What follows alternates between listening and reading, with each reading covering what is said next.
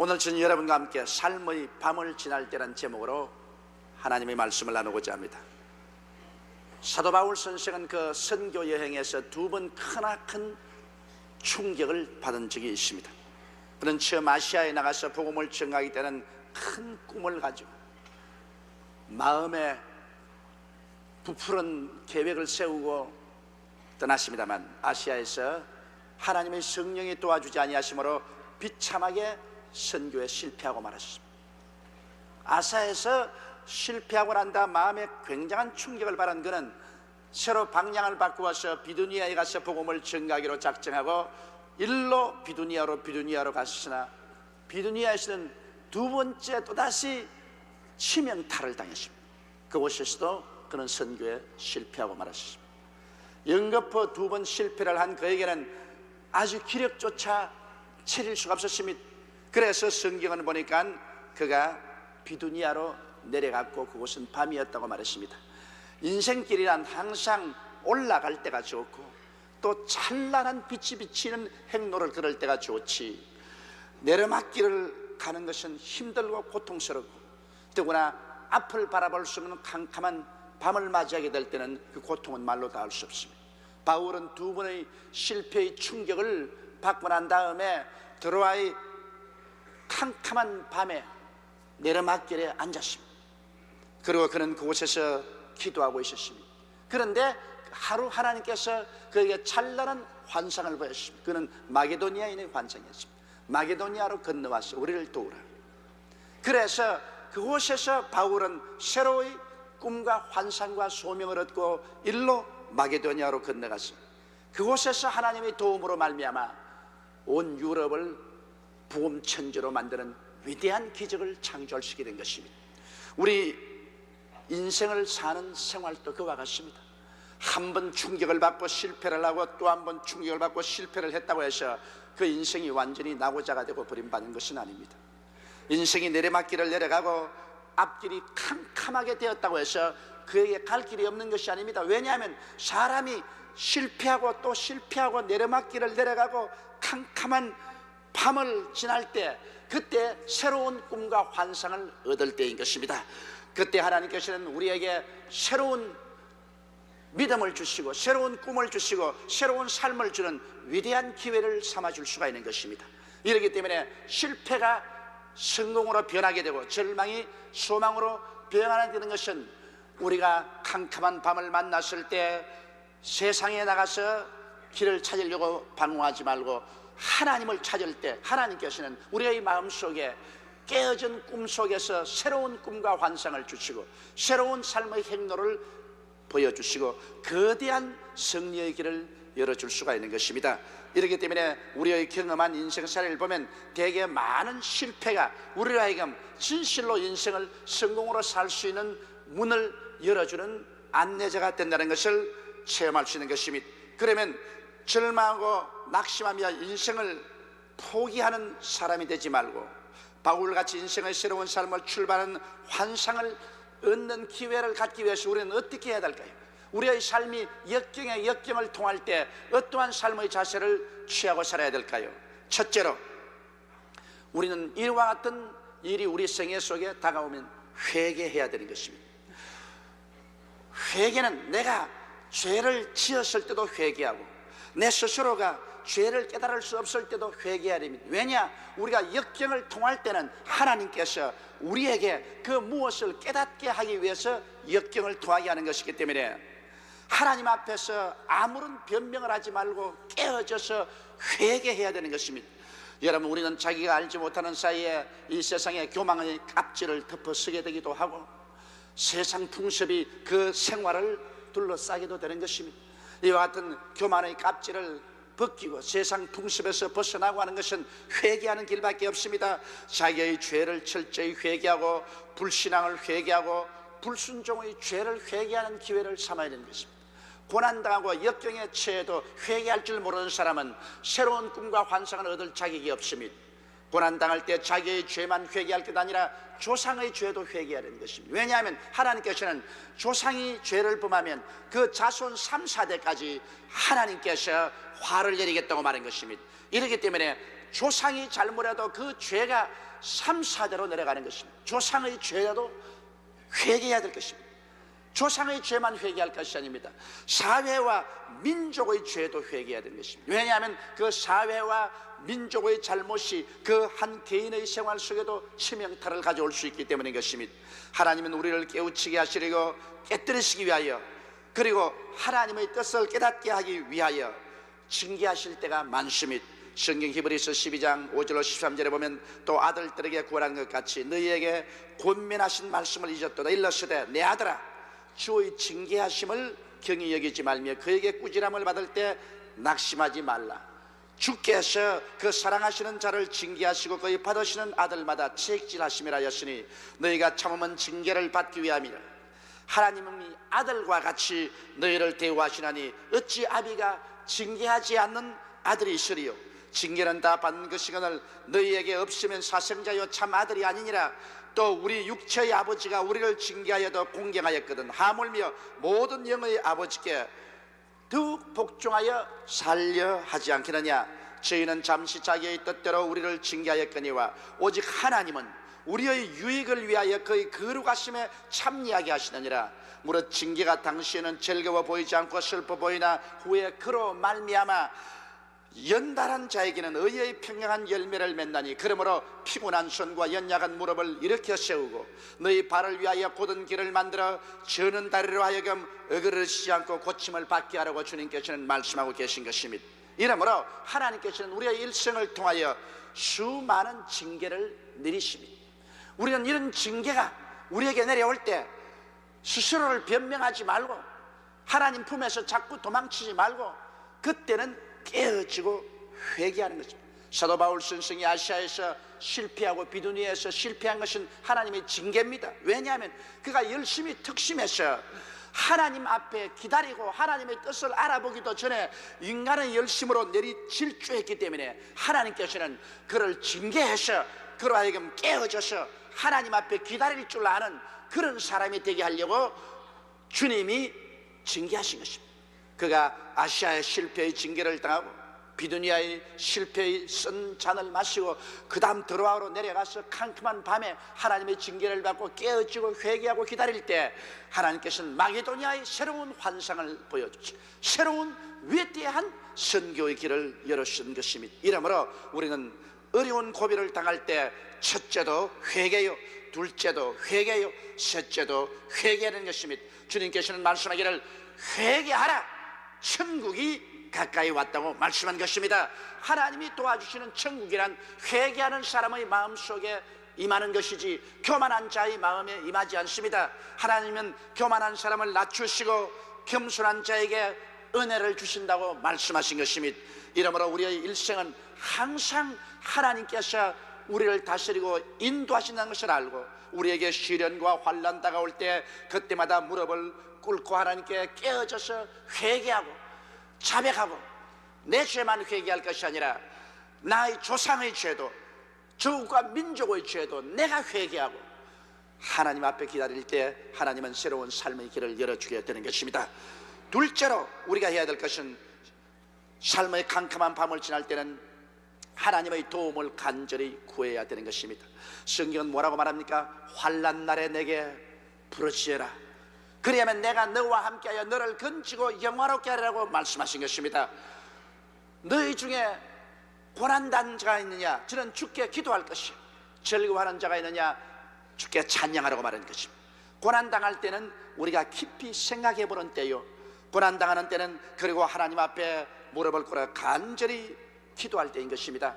고난을 당할 때 우리가 왜 기도해야 되느냐? 우리는 고난당하기 전에는 너무 세상 일에 분망해서 그만 예수 그리스도 십자가 중심의 생활 가치관을 잊어버리고 세상을 나갈 때가 많습니다. 성경엔 예수께서 말씀하기를 몸이 이복보다 중하지 아니하며 목숨이 음식보다 중하지 않느냐고 말씀합니다. 이것은 주님께서 가치관을 올바르게 세우라는 것입니다. 우리는 이 세상을 살면서 너무 그만 세상 일에 분유하다 보니까 이 세상의 부귀영화, 공명, 자식, 출세 이런 것에 중심이 되어서 예수 그리스도의 중심, 십자가 중심을 잊어버리고 마는 것입니다.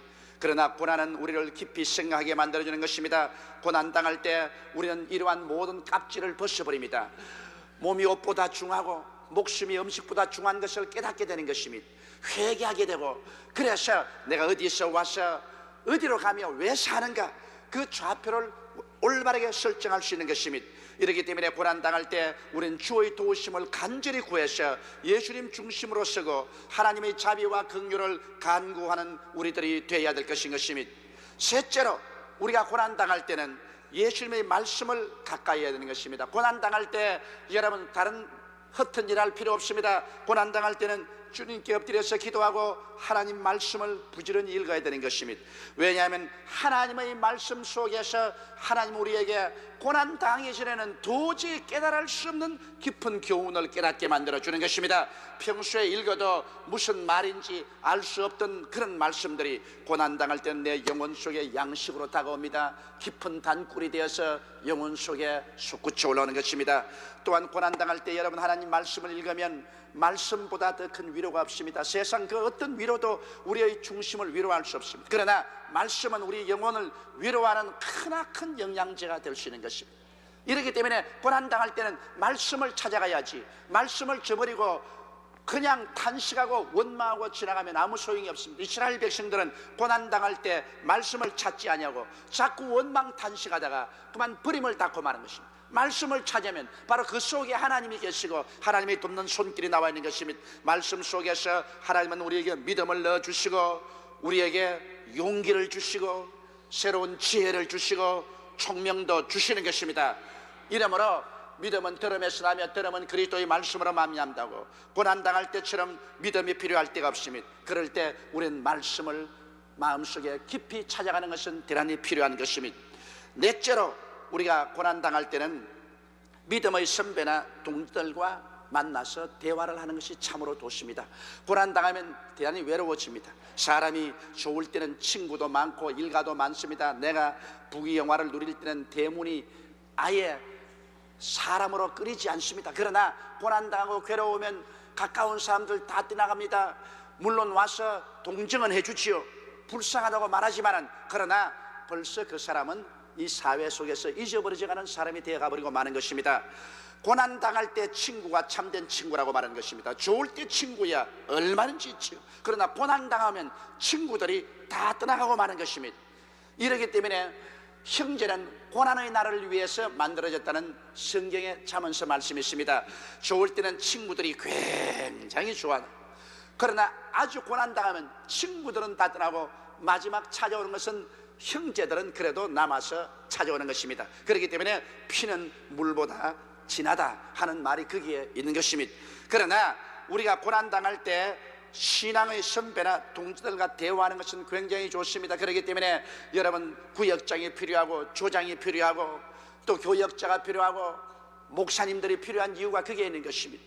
내가 다 신앙이 좋을 때야 그들 필요 없지요. 그러나 우리에게 여러 가지 시험과 환난이 다가올 때는 아는 길도 자기가 찾아갈 수가 없습니다. 자기가 다 아는 신앙의 말씀도 스스로 읽어서 힘을 얻을 수가 없습니다. 그럴 때는 신앙의 선배나 동지가 와서 함께 말씀으로 격려해주고 함께 기도해주는 것은 굉장한 위로와 힘이 되는 것입니다. 성경에는 두 사람이 합심하여 구하면 하늘에 계신 아버지가 이루어진다고 하시니, 혼자서 고난당할 때 혼자 끙끙 앓지 말고 두 사람이 합심해서 그 고난의 제목을 가지고 기도하면 하늘에 계신 하나님이 이루어 주시겠다고 말씀한 것입니다. 한 사람이 걸어가다가 넘어지면 저주를 받은 자라고 말했습니다. 그러나 두 사람이 함께 걸어가다가 한 사람이 넘어지면 다른 사람이 잡아서 일으켜주고 있기 때문에 축복을 받은 사람이죠. 한 사람이 누우면 추울 때는 아주 춥습니다. 그러나 두 사람이 함께 누우면 추울 때 딱 끼어안고 있으면 서로 체온 때문에 따뜻해집니다. 세겹실은 끊어지지 않는다고 말한 것입니다. 이렇기 때문에 고난당할 때일수록 여러분 신앙의 선배나 동지가 그렇게 필요할 수가 없습니다.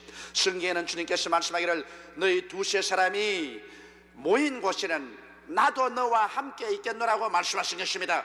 우리 하나님께서는 홀로 있는 것을 좋아하지 않습니다. 그렇기 때문에 하나님께서 사람을 지으셨습니다. 그렇기 때문에 구약 성경에 보면 하나님께서 하나님을 예배하는 축제를 많이 만들어 놓았습니다. 구구절절히 하나님은 절기마다 축제를 만들었습니다. 잔치를 열어놓고 온 이스라엘을 모아서 축제를 하게 한 것은 하나님은 축제의 하나님인 것입니다.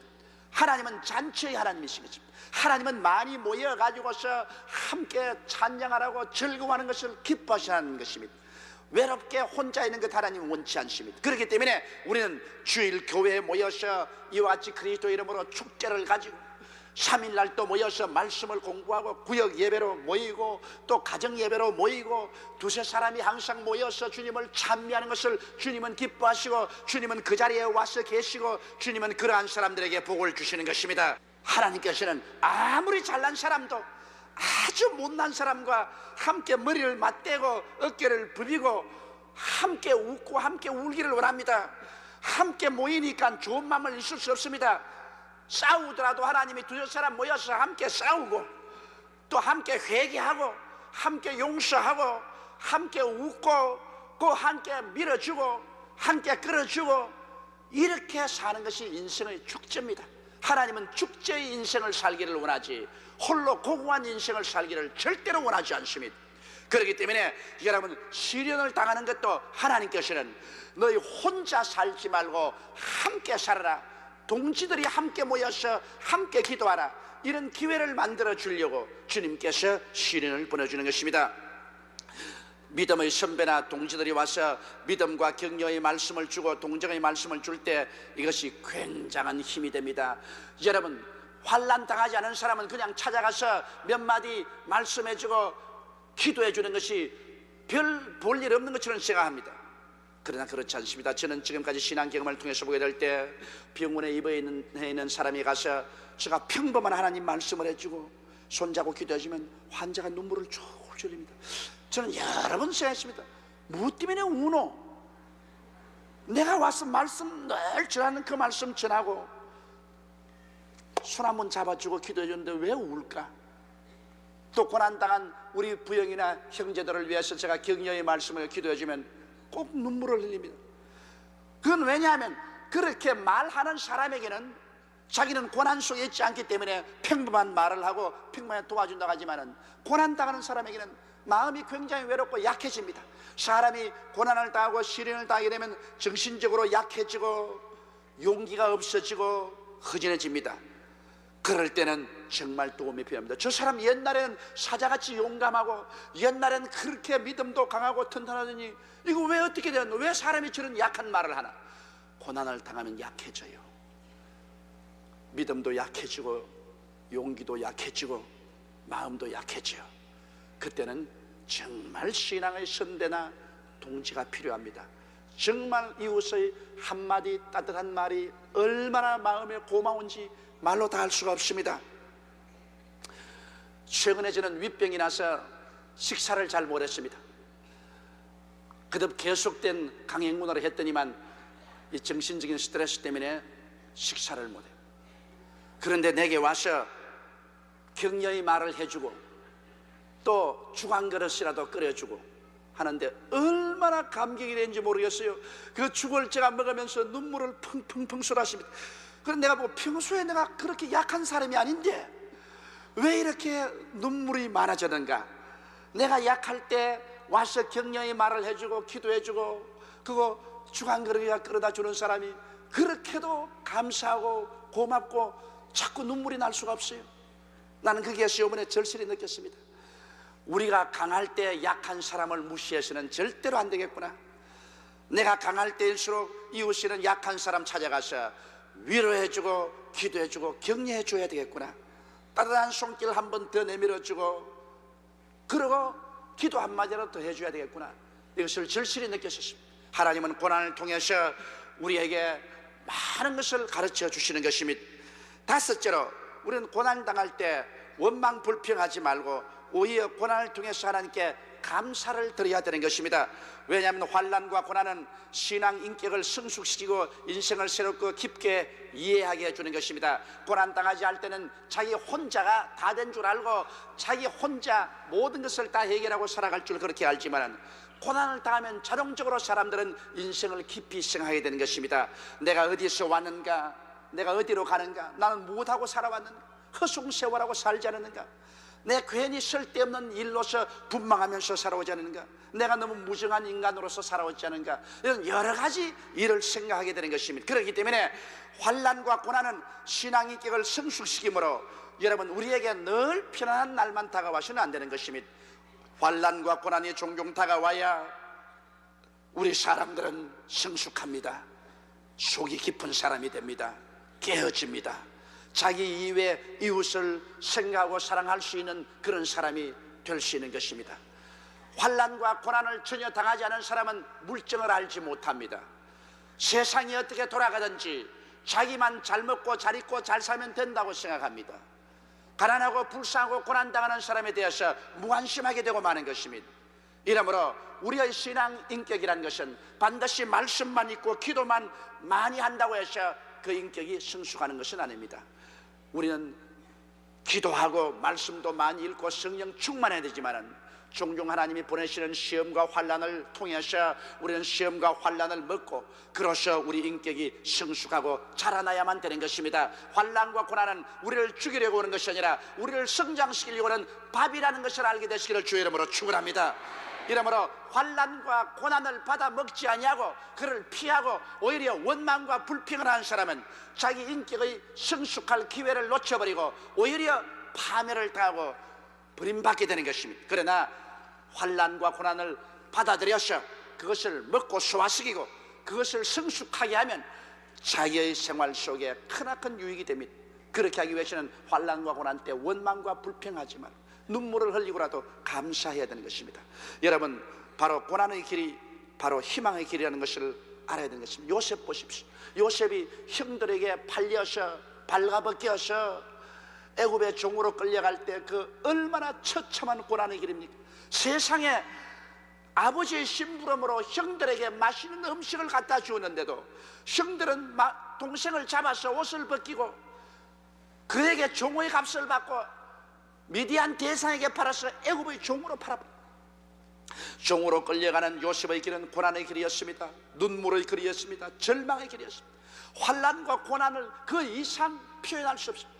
보디발의 집에 종으로 들어가서 뼈를 깎는 고난 곁에 겨우 종 중에도 총무의 자리를 얻고 난 다음에는 그만 또 보디발의 아내의 모함을 사서 그는 한 번 들어가면 이제 평생에 다시는 햇빛을 보지 못하는 시위대 감방의 죄수로 들어가고 마는 것입니다.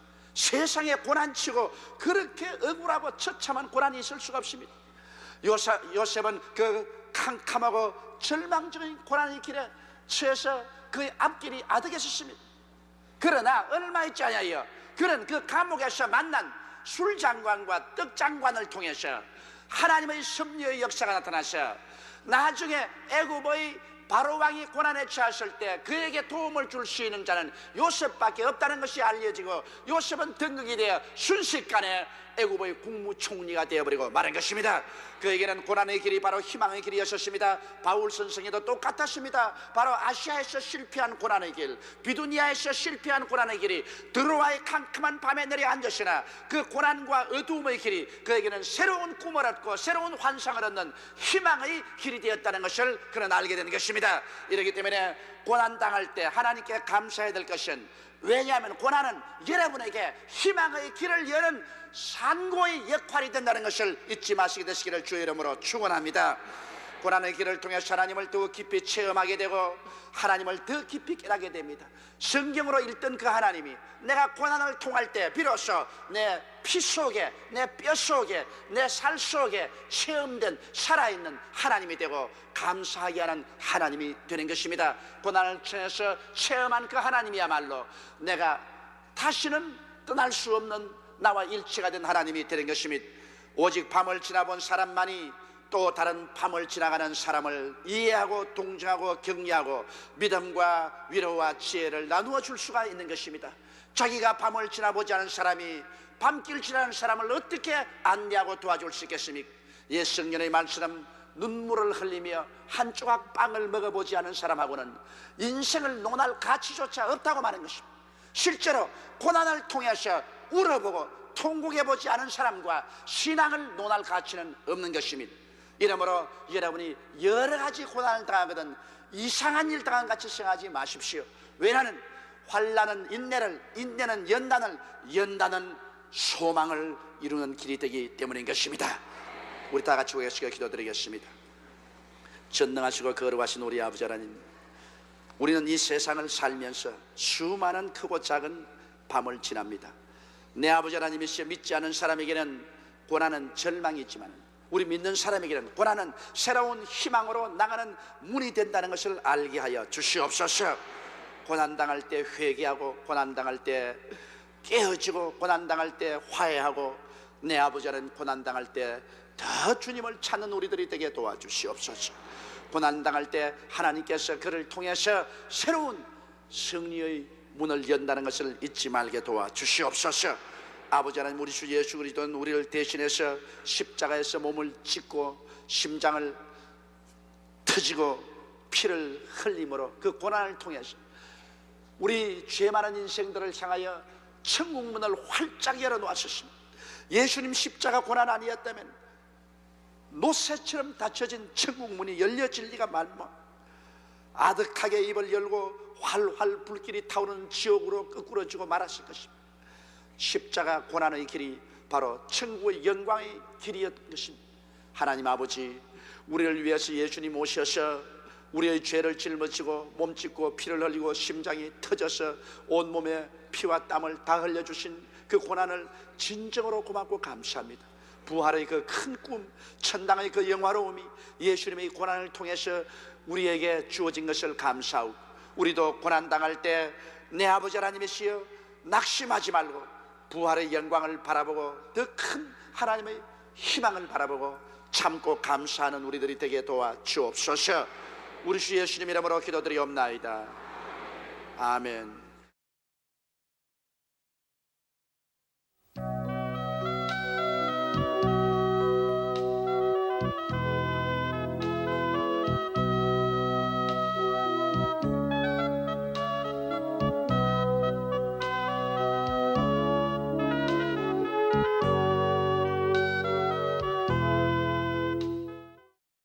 하나님의 계획이란 제목으로 말씀을 나누고자 합니다. 지성이 있는 모든 사람들은 자기의 생활과 미래에 관해서 분명한 계획을 세웁니다. 이처럼 지성의 총근본이 되시는 하나님께서 우주와 만물, 역사와 미래에 관하여 확실한 계획을 가지고 우주를 운행하시는 것은 당연한 이치인 것입니다. 그 때문에 우리가 주기도문을 외울 때 뜻이 하늘에서 이루어진 것처럼 이 땅에서도 이루어지이다, 이렇게 주기도문을 합니다. 그 의미는 벌써 하나님의 뜻은 하늘에서 다 이루어지고 하나님의 계획은 모두 다 완성되어 있다는 것입니다. 그런 아버지의 뜻과 계획이 이 땅에 사는 우리들에게 다 이루어지기를 우리가 간구하는 것입니다.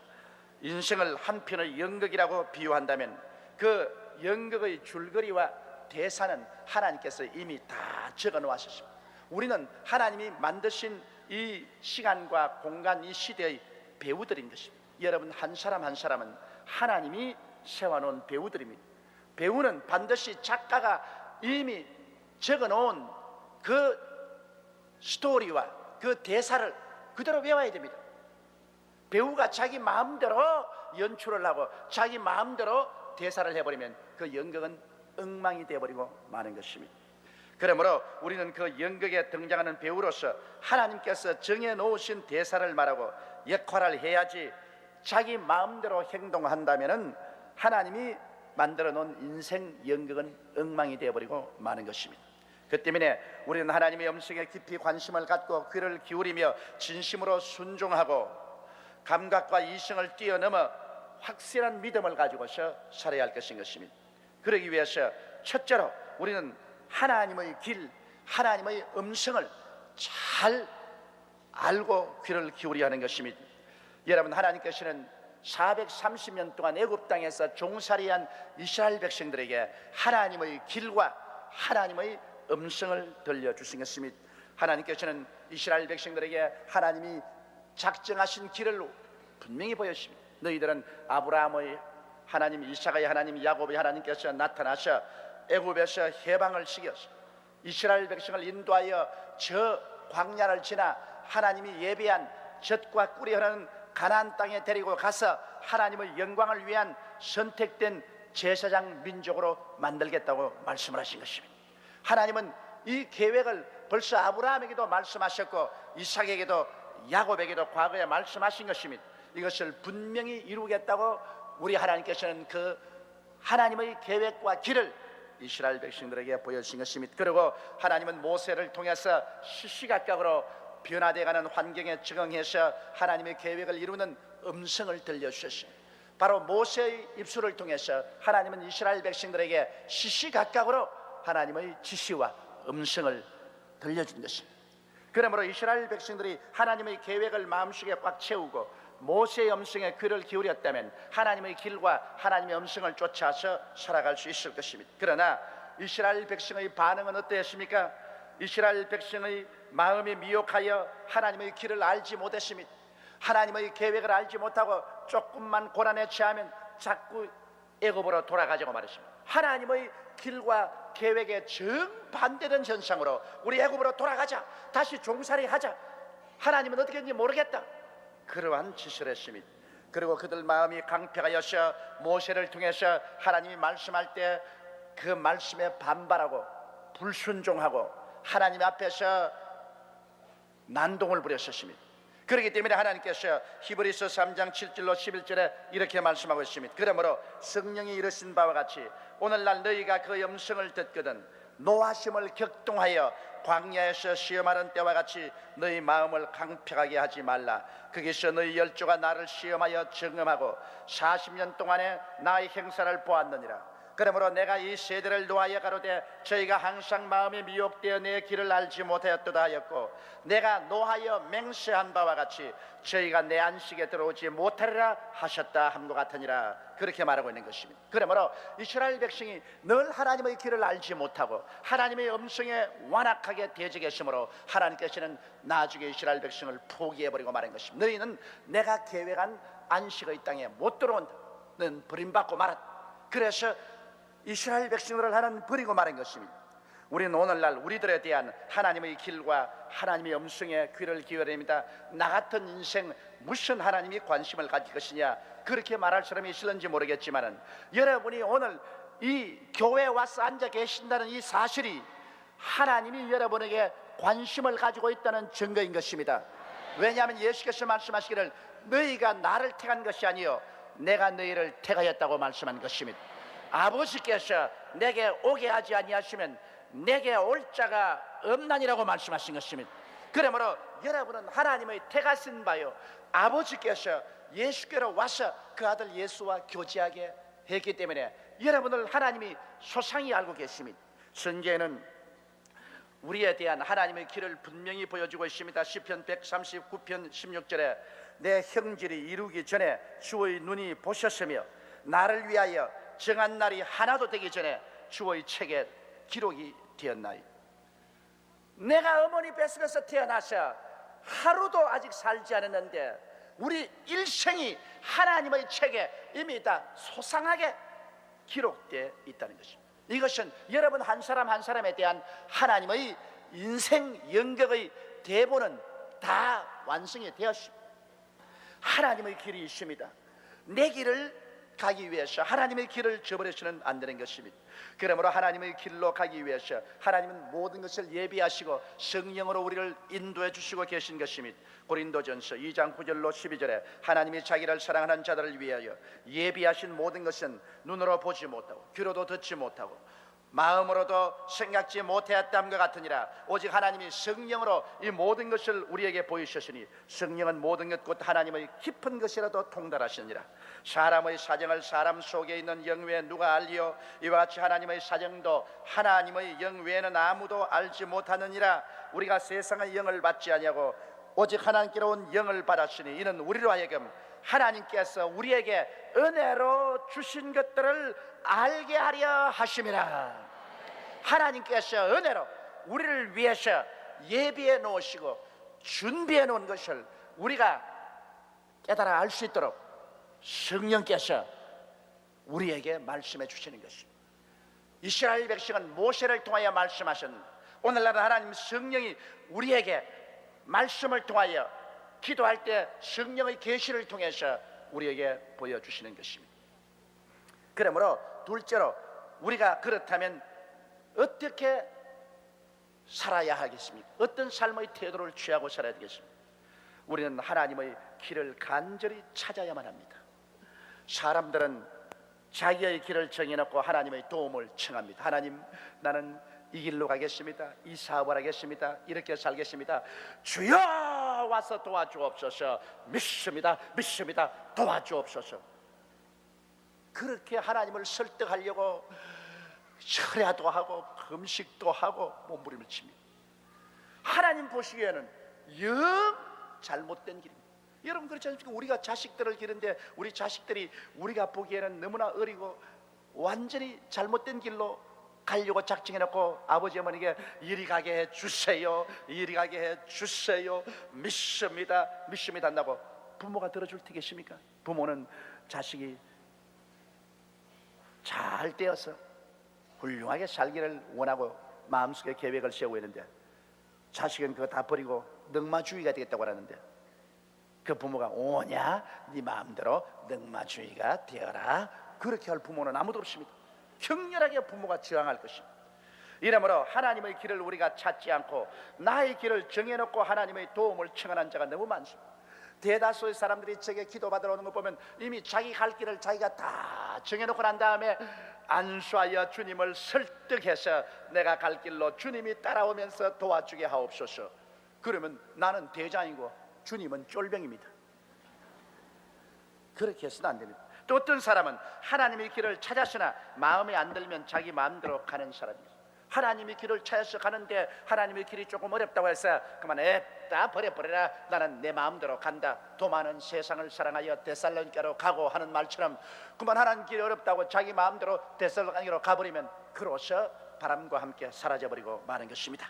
우리는 하나님의 길을 찾고 난 다음에는 끝까지 하나님의 그 길을 걸어가야만 되는 것입니다. 눈에는 아무 증거 안 보이고 귀에는 아무 소리 안 들리고 손에는 잡히는 거 없고 내 앞길이 어려워도 하나님이 정한 길은 여러분 우리를 위해서 최상의 길인 것입니다. 그 길은 우리가 참고 걸어가야 되는 것입니다. 그러면 하나님께서 모든 일이 합동하여 전국에는 선을 이루게 만들어주는 것입니다. 그러므로 우리가 하나님의 길을 찾을 때 하나님은 성경 말씀을 통하여 성령을 통하여 우리에게 하나님의 길을 보여주시는 것입니다. 그렇기 때문에 우리는 늘 말씀을 읽고 말씀을 들어야 돼요. 그 다음 늘 기도를 통해서 성령의 인도를 받아야 됩니다. 하나님께서는 말씀과 성령을 통하여 우리 가운데 하나님의 길을 보여주십니다. 하나님이 당신의 길을 보여주지도 아니하고서 잘못 갔다고 채찍으로 때리는 그런 하나님이 아니십니다.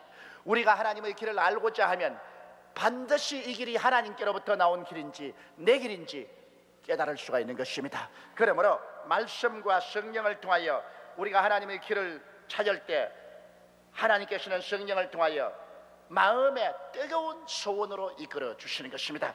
우리 마음의 소원이라는 것, 이거 하나님의 길을 찾는데 굉장히 중요한 것입니다. 기도할 때 하나님께서 내 마음속에 구름 기둥과 불 기둥 같은 소원을 일으켜 주십니다.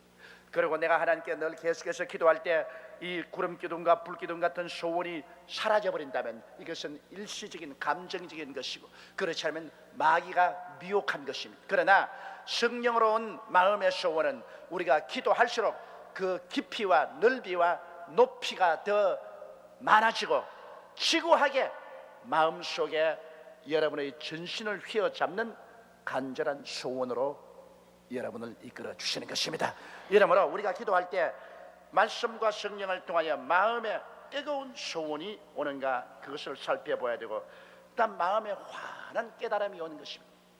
당장은 혼돈 속에 있지만 좀 기도하고 기다리면 세월이 흘러가면 내가 가야 될 하나님의 길이 환하게 깨달아지는 것입니다.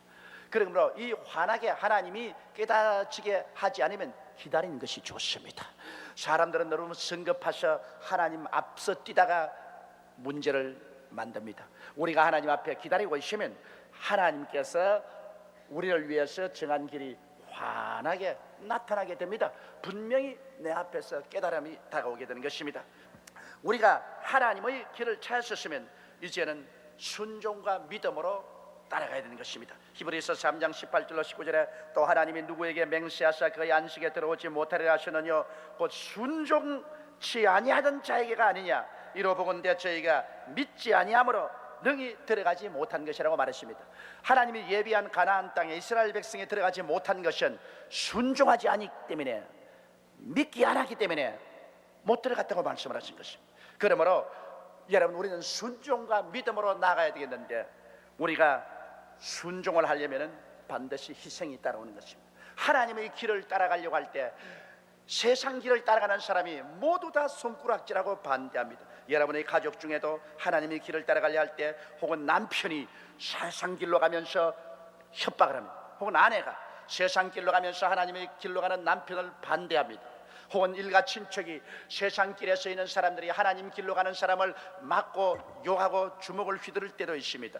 또 세상에 있는 사람들이 여러분의 직장과 여러분의 사업장에서 하나님의 길로 가려는 여러분에게 온갖 회방을 하고 온갖 모욕을 할 때가 있습니다. 왜? 길이 다르기 때문에 그런 것입니다.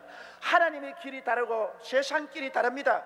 그렇기 때문에 하늘 길로 가려고 할 때는 여러분이 순종할 때 희생을 각오해야만 되는 것입니다. 여러분, 믿음이란 무엇일까요? 로마서 4장 17절에 내가 너를 많은 민족의 조상으로 세웠다 하신 것 같으니 그의 믿은 바 하나님은 죽은 자를 살리시며 없는 것을 있는 것까지 부르시느시니라.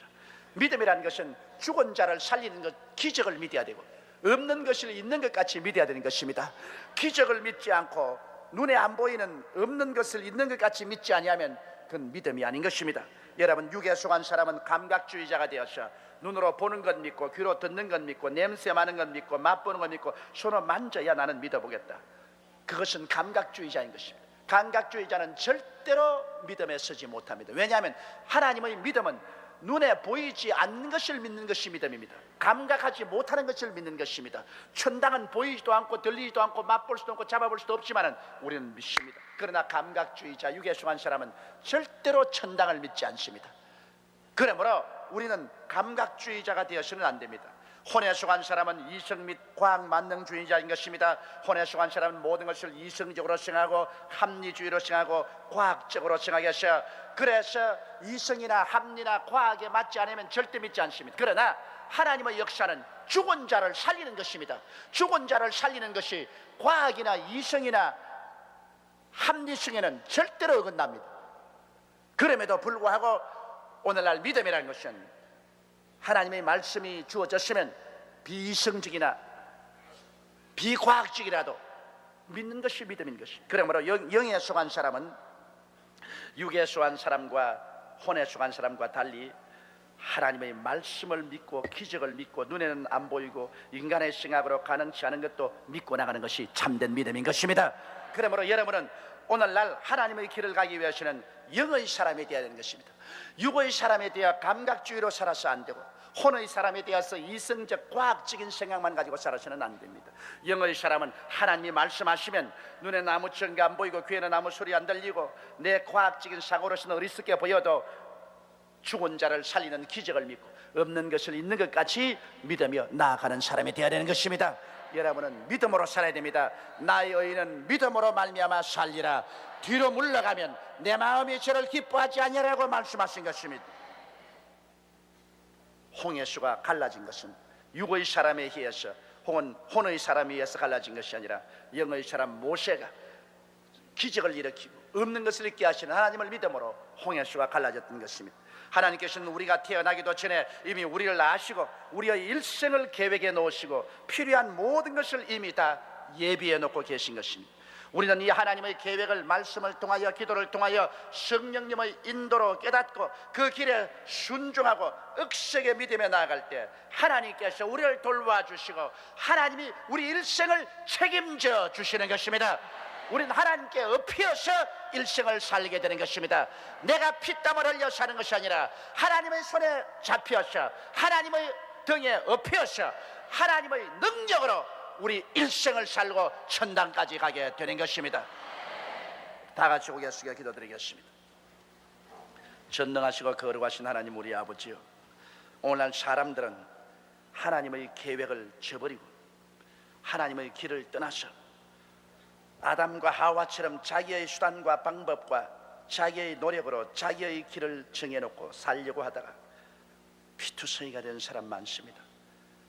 내 세운 가정, 내가 세운 사업, 내가 쌓은 내 인생 자기가 설계하고 자기가 계획하고 자기 힘으로 가려다가 힘이 붙이니 피투성이가 됩니다. 하나님 우리 아버지여, 오늘 하나님께 기도하오니 야훼 하나님이여, 하나님께서 우리 한 사람 한 사람에 대한 일생의 모든 삶의 계획이 이미 다 완성되어 있다는 것을 알게 도와주시옵시고, 예수께서 말씀한 대로 내 뜻대로 마옵시고 아버지 뜻대로 하시옵소서. 예수님조차도 겟세마네 동산에서 십자가에 못 박이는 것이 하나님의 계획이면 하나님 계획대로 해달라고 기도했습니다. 하나님의 계획은 어떤 때는 십자가에 매달리는 고통이 오지만은, 그러나 그 뒤에는 영광스러운 부활이 계획되어 있사옵니다. 그러므로 아버지는 사람의 생각대로 살지 말고 하나님의 계획을 쫓아 사는 우리들이 다 되게 주님이 도와주옵소서.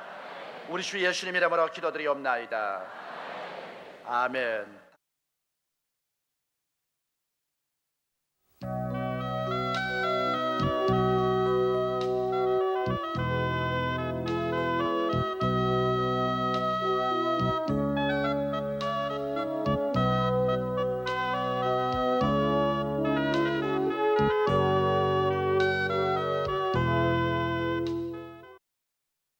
저는 오늘 여러분과 함께 성령께서 맺으시는 열매란 제목으로 말씀을 나누고자 합니다. 사도 베드로는 베드로전서 1장 8절로 9절에 이렇게 기록하셨습니다. 예수를 너희가 보지 못하였으나 사랑하는도다. 이제도 보지 못하고 믿고 말할 수 없는 영광스러운 즐거움으로 기뻐하나니 믿음의 결국 꼭 영혼의 구원을 받음이라. 예수님을 보지 못하였으나 예수님을 믿고 영광스러운 즐거움으로 기뻐하는 일은 그 자체가 성령님이 행하시는 기적적인 역사인 것입니다. 성령님의 감화와 감동이 아니고는 결코 예수님을 깨달을 수도 없고 믿을 수도 없으며 구주로 고백할 수가 없습니다. 성령께서는 눈에 보이지 않지만 마치 바람이 우리와 함께 있는 것처럼 성령은 우리와 함께 이 자리에 임재하여 계신 것입니다. 그래서 끊임없이 우리를 회개시키고 예수님을 믿도록 일하고 계신 것입니다. 우리가 회개하고 예수님을 구주로 영접하면 그때부터 우리 속에 들어오셔서 우리 속에 천국 복음의 깊이를 이해하고 강한 믿음과 헌신을 하도록 인도하시며 우리들의 인격 속에 그리스도의 모습을 담게 하는 성령님의 열매를 맺게 해 주시는 것입니다. 오늘 우리는 성령께서 우리들을 통하여 맺으시는 열매를 알아보고 기도와 믿음으로 성령께 순종하여 이 하늘의 보배로운 열매로 우리의 삶이 가득해야만 하겠습니다. 아무리 외면적으로 훌륭하게 보이는 신자라도 그 인격의 내부에 성령의 열매가 없으면 그는 마치 열매 없이 잎만 무성한 무화과 나무처럼 예수님의 저주를 받아 말라버리고 말 것입니다.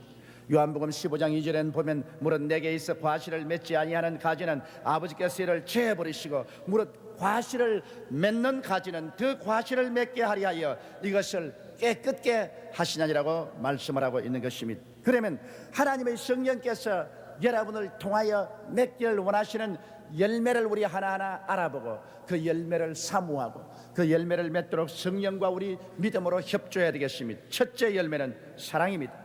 성령께서 맺으시는 사랑은 정욕적인 사랑인 에로스가 아닙니다. 헬라어의 에로스의 사랑은 정욕적인 사랑을 말하는 것입니다. 또 우정의 사랑인 필레오 사랑이 아닙니다. 친구와 친구 간에 사랑하는 그런 사랑도 아닙니다. 부자 간의 사랑인 스톨케 사랑도 아닙니다. 이와 같은 사랑은 모두가 그 정도의 차이는 있으나 주고받는 조건부 사랑인 것입니다.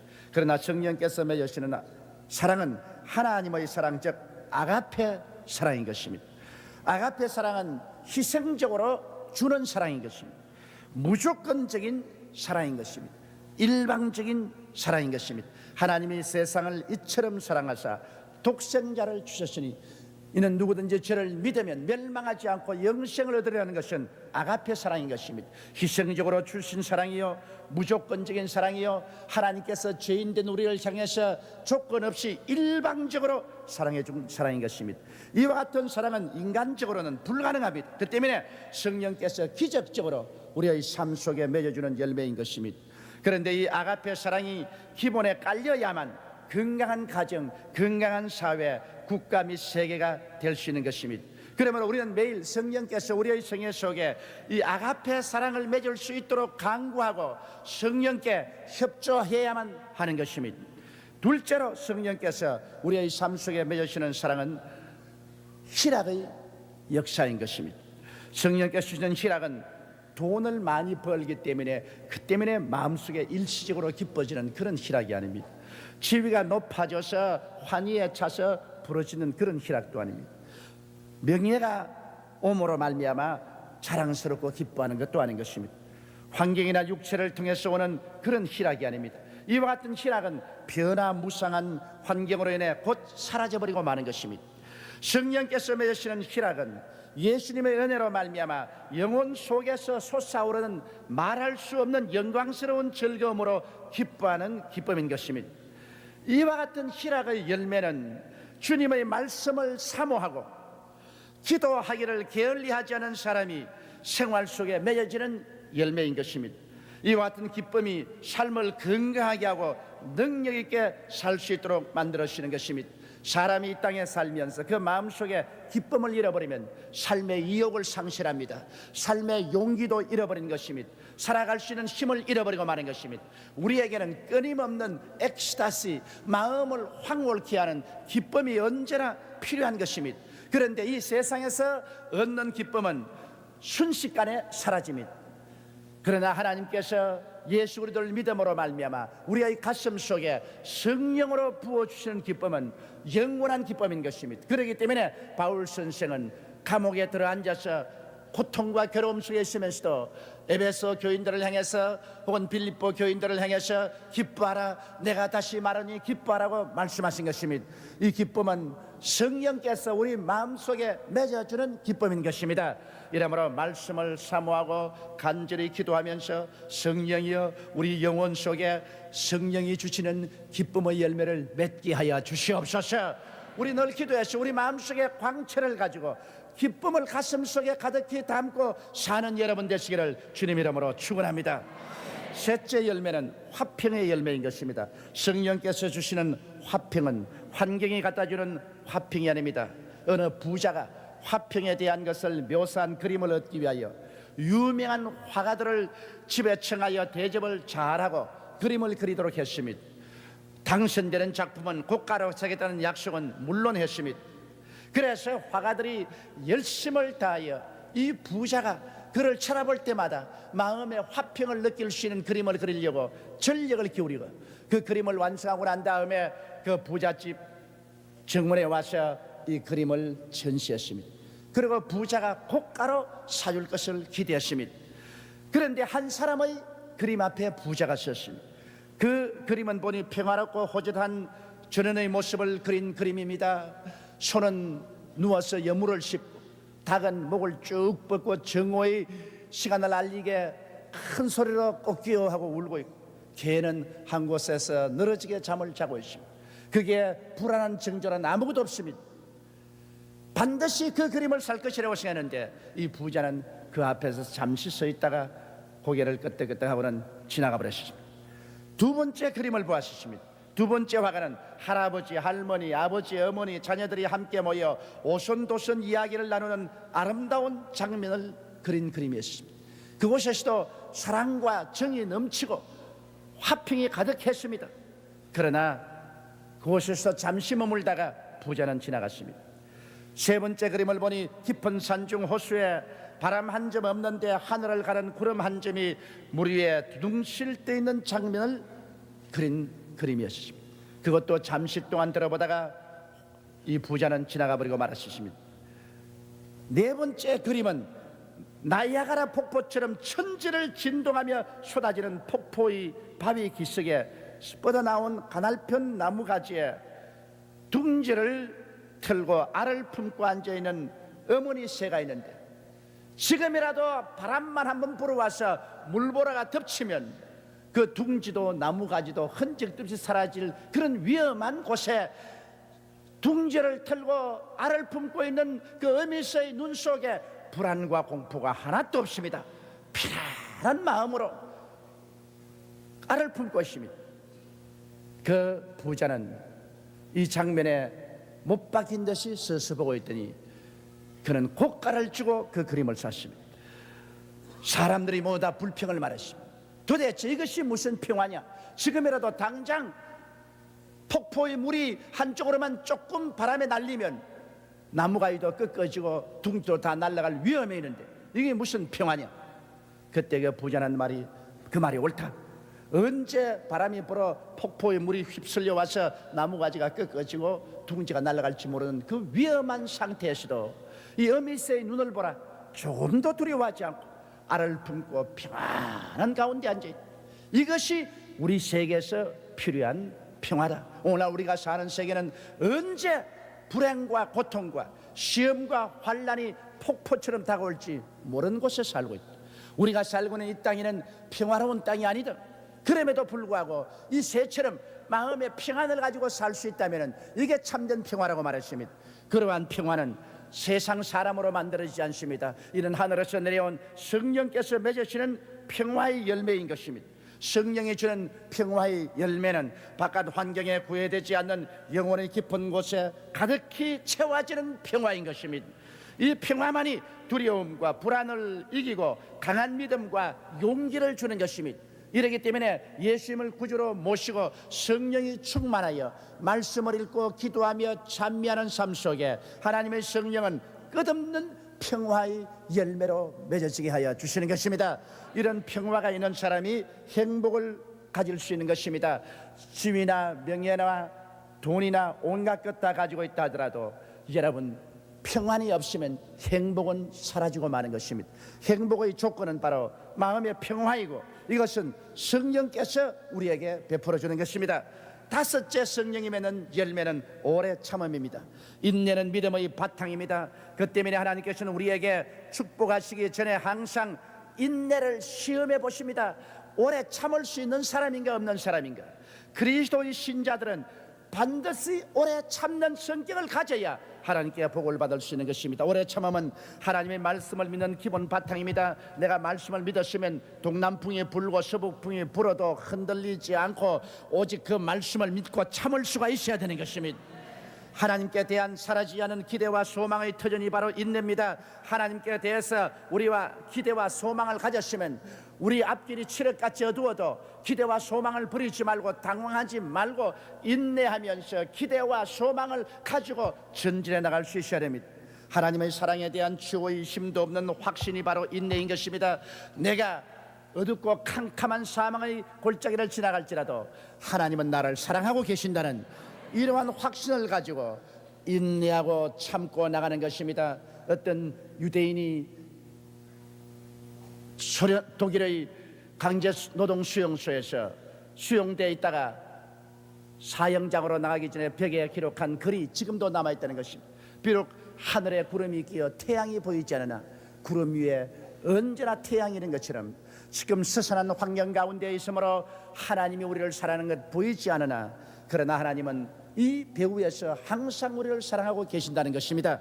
그러므로 환경에서 시련이 다가오므로 하나님의 사랑이 눈에 보이지 않은 것 같아도 그 시련 뒤에 하나님의 손길은 언제나 움직이고 있다는 것을 우리는 인내의 믿음으로 알아야만 하는 것입니다. 이러므로 성령은 우리 마음 가운데 오래 참는 인내의 믿음을 열매 맺게 해주는 것입니다. 인내가 없는 믿음은 믿음이 아닙니다. 그렇기 때문에 하나님께서는 여러분에게 은총을 베풀기 전에 언제나 크고 작은 시련을 보내어서 과연 참느냐, 과연 참을 수 있는가, 이것을 시험해 보고 난 다음 하나님께서 은혜와 복을 허락하여 주시는 것입니다.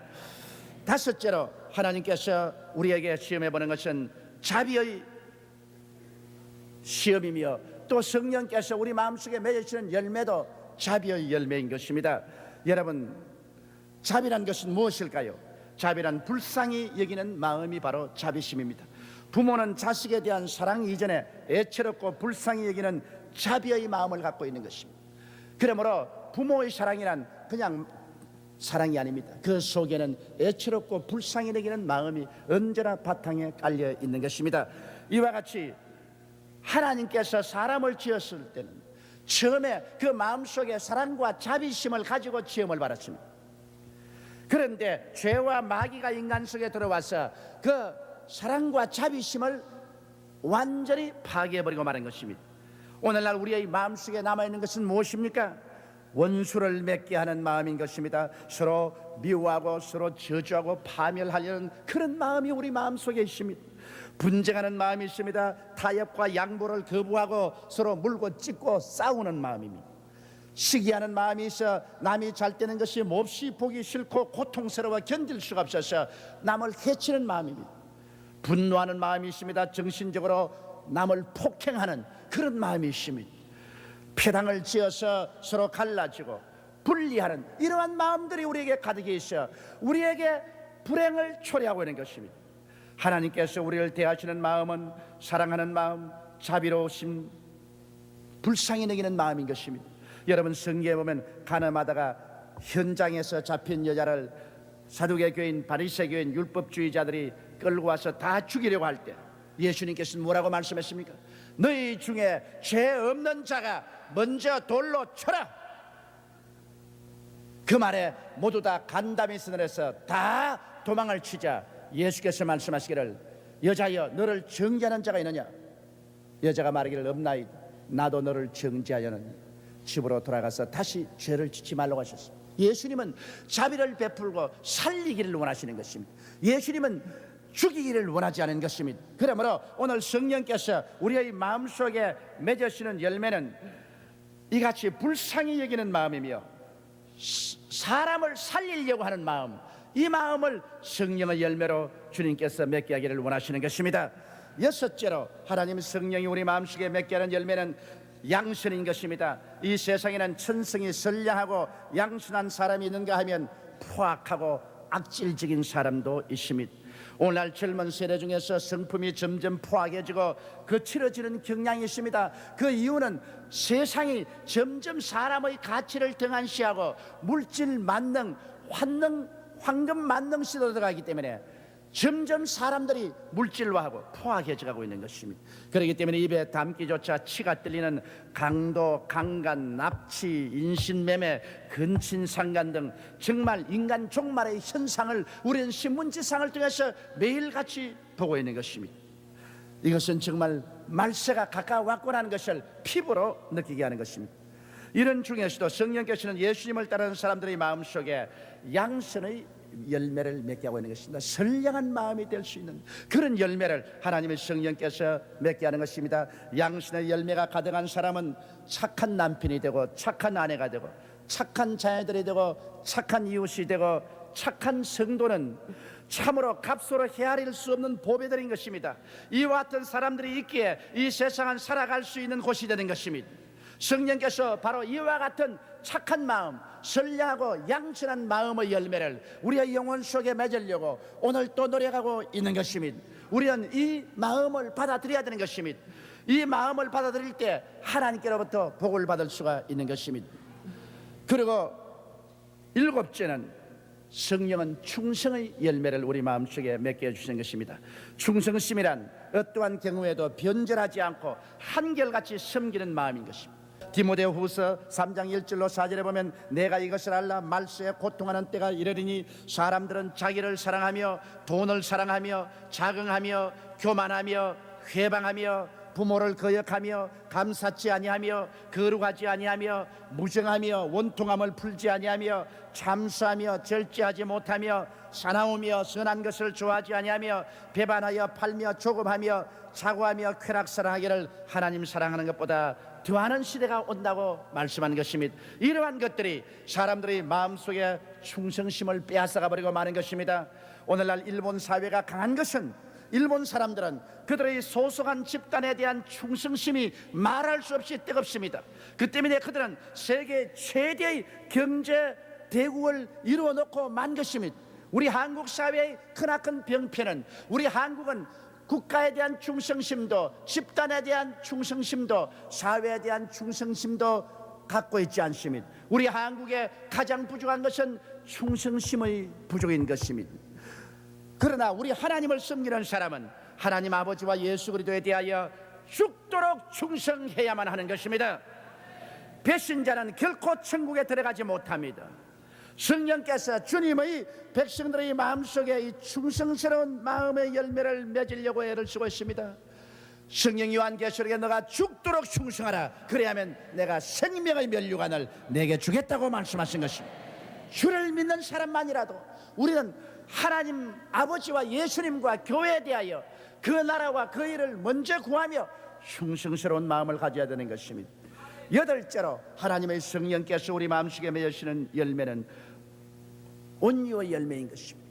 온유는 따뜻하고 부드러운 마음, 잘 길들임을 받아 순종하는 마음을 뜻하는 것입니다. 성경이 약속하는 것은 무엇입니까? 온유한 자는 복이 나니 저희가 땅을 차지할 것이라고 말한 것입니다. 온유한 자는 땅을 차지하고 풍부한 화평으로 즐길 것이라 했습니다. 왜 그러냐? 온유한 사람은 우리 하나님께서 친히 돌보아 주시기 때문인 것입니다. 하나님이 함께해서 복을 주실 것입니다. 그렇기 때문에 주님께서는 악한 자를 대적지 말라고 하셨으며, 오른뺨을 치면 왼뺨을 돌려대며 오리를 가자면 십리를 가고 겉옷을 달라면 속옷까지 주고라도 악한 자와 싸우지 말라고 하셨습니다. 온유한 사람이 현실적으로 눈에 보기에는 언제나 손해를 보고 상처를 입는 것 같지만은 먼 눈으로 보면은 땅을 차지하고 풍부한 화평으로 사는 사람은 온유한 사람, 온유한 민족이 그렇게 되는 것입니다. 그러므로 우리는 우리 마음속에 성령이 맺기를 원하시는 이 온유의 열매를 받을 때 하나님께서 그와 더불어 우리에게 넘치는 복을 주시는 것입니다. 아홉째 열매는 절제의 열매인 것입니다. 절제는 분수에 맞게 조절하고 사는 것을 말하는 것입니다. 요한복음 15장 16절에 너희가 나를 택한 것이 아니요 내가 너희를 택하여 세웠나니 이는 너희로 가서 과실을 맺게 하고 또 너희 과실이 항상 있게 하여 내 이름으로 아버지께 무엇을 구하든지 다 받게 하려 함이라고 말씀하는 것입니다. 우리가 열매 맺는 삶을 살 때 하나님께 기도하면 하나님이 응답하여 주시겠다고 말씀하는 것입니다. 입술로만 주여 주여 하면서 우리의 삶 속에 잎사귀만 무성하고 열매 없는 무화과 나무처럼 되면 주님께서 우리에게 기도를 응답해 주기는커녕 와서 저주해버리고 마는 것입니다. 이러므로 우리는 예수를 믿고 구원을 받은 시민, 성령을 우리 속에 모시고 있습니다. 성령은 여러분이 알든 모르든 바람같이 이미 여러분 곁에 있고 여러분 속에 들어와 계신 것입니다. 성령은 여러분을 통하여 이 열매를 맺기를 원하시는 것입니다. 사랑과 희락과 화평과 오래 참음과 자비와 양선과 충성과 온유와 절제니 이러한 것을 금할 법이 없느니라. 이 성령의 열매가 얼마나 풍성하고 많은가에 따라서 여러분의 기도가 얼마나 많이 하늘에 상달되며 얼마나 여러분을 하나님이 많이 축복해 줄 수 있는 자격을 구비하는가 안 하는가의 관건이 되는 것입니다. 이러므로 여러분, 우리가 주님을 믿되 성령의 열매를 풍성히 맺어서 주님께 영광되고 세상에 하나님의 빛된 그러한 삶을 살 수 있도록 간절히 사모하고 기원하는 여러분이 되시기를 주님 이름으로 축원합니다. 우리 다 같이 고개 숙여 기도드리겠습니다. 전능하시고 거룩하신 우리 아버지 하나님, 하나님이 인간 농사를 지으시는데 예수님의 가지된 우리들을 통해서 성령의 열매 맺기를 아버지는 간절히 바라고 있습니다. 우리 아버지여, 우리에게 성령의 열매가 맺도록 기도하고 간청하게 도와주시옵소서. 우리 여의도 순복음교회 성도들은 성령의 열매가 주렁주렁 달리게 도와주시옵소서. 사랑과 희락과 화평과 오래 참음과 자비와 양성과 충성과 온유와 절제가 가득한 성도들이 되게 도와주옵소서. 하나님과 사람 앞에 자랑스러운 우리들이 되게 도와주옵소서. 우리 주 예수님 이름으로 기도드리옵나이다.